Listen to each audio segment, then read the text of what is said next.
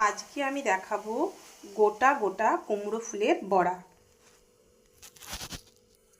আমি কুমড়ো ফুলগুলোকে এভাবে কেটে নিয়েছি।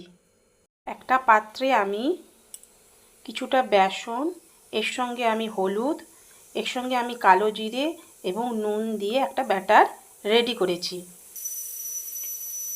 এইভাবে আমি ব্যাটারটা একটু মোটা মোটা রেখেছি এবং এটা এইভাবে ডোবানোর পরে আমি কড়াই ছেড়ে দেব। এই দেখুন, আমি এটা ওলট পালট করে মোটামুটি এটা আমার ভাজা হয়ে গেছে।